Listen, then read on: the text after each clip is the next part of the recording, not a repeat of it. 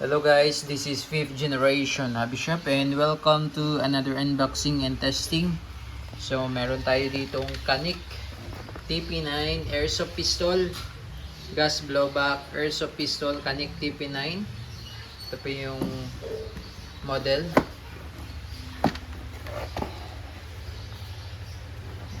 Canik TP9 Elite Combat All Black Airsoft Replica gas blowback airsoft pistol.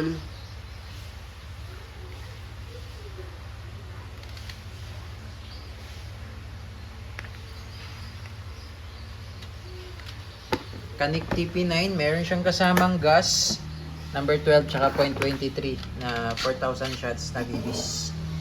Ayan. With markings.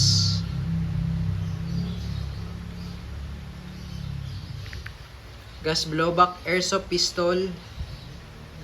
Ayan. Meron siyang underrail. Meron siyang lagyan ng flashlight. Tapos naka-optic ready na rin po siya. Ayan. Optic ready. Canik TP9 gas blowback airsoft pistol. Shoutout kay Sir Bunny. Okay, so bali ito yung kanya magazine, gas magazine. Karga natin ng gas. 3 to 5 seconds. Pakarga, yan. Inverted position, 3 to 5 seconds.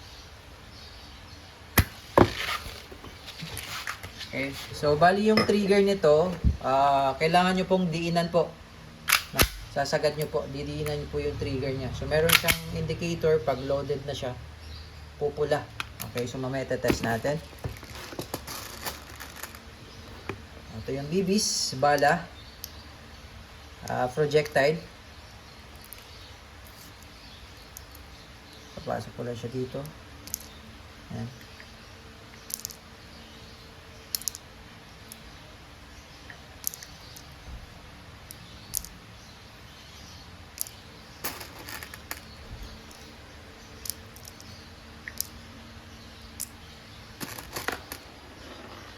Ayan po, double stack. Ayan, load. Okay, tapos kasama siya. Ayan, tapos yung trigger niya malalim po. So isasagad nyo po, no? Testing. Okay. Testing Canik TP9 Airsoft Pistol. So bali yung trigger niya, isasagad nyo po. Ayan. Isasagad nyo po yung trigger niya para pumutok. Ayan. So didiinan nyo po, no? Pagka ganyan po, hindi yan puputok. Hindi yan puputok. Pagka kailangan didiinan nyo po. Isasagad nyo po yung trigger. Medyo matigas siya. Yan. Yan. So, isasagad nyo siya. No? Isasagad nyo yung trigger. Diinan nyo po.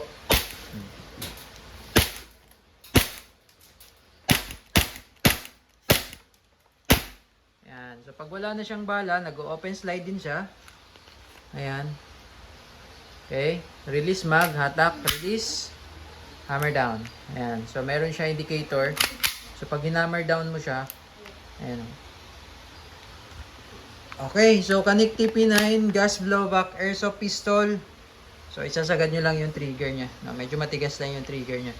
Naka fiber optic sight front.